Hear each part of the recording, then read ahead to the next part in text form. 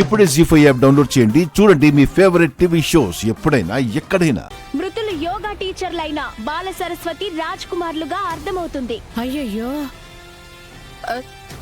వీళ్ళు నిన్న ఉదయాన్నే నాతో మాట్లాడుండారు బా.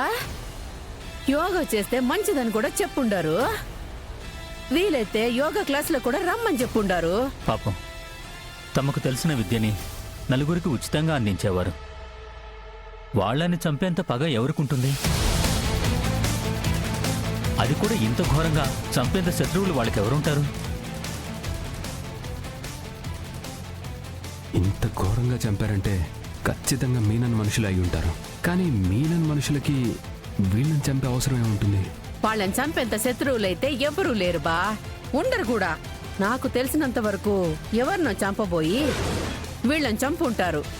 ఇప్పటి వరకు హంతకులు ఎవరనేది తెలియలేదు. మృతుల కుటుంబ సభ్యులు షాక్ లో ఉండటం వల్ల ప్రస్తుతానికి హత్య గురించి నోరు మెదపట్లేదని సమాచారం. పద.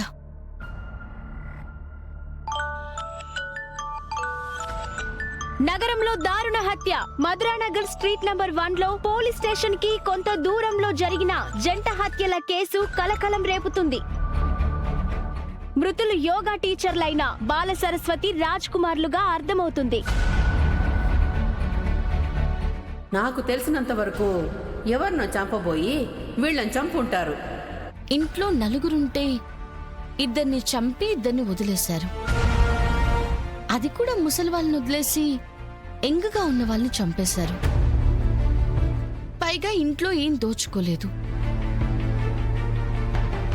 అంటే హంతకుడికి కావాల్సింది వాళ్ళ ప్రాణాలు మాత్రమే. అనయ్య, మన స్ట్రీట్లోనే జరిగింది. కేదార్, ఈ 2-3 వారాల్లో ఇలాంటి మర్డర్సే ఇంకా 2 జరిగాయి కదా.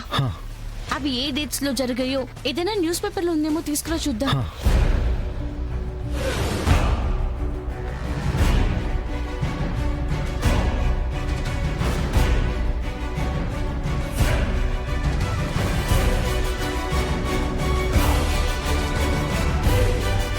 ఇంట్లో గ్యాస్ సిలిండర్ పేలి ఇద్దరు మృతి.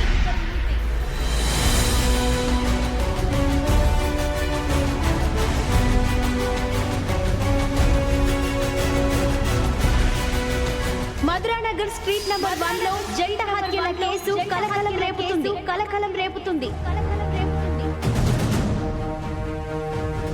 మధురానగర్ లో ఓ ఇంట్లో బాంబు దాడి, నలుగురు మృతి.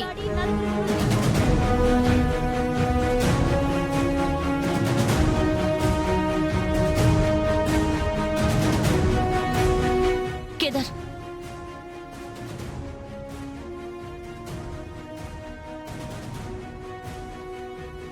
ఈ 3 న్యూస్ లో కామన్ గా ఒక పాయింట్ ఉంది. అవును దాత్రి, ఈ 3 ఇళ్ల ముందు మనం కార్ పార్కింగ్ చేశాం. ఎగ్జాక్ట్లీ.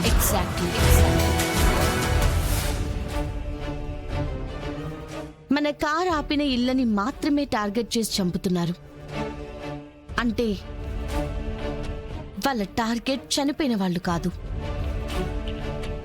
మనం.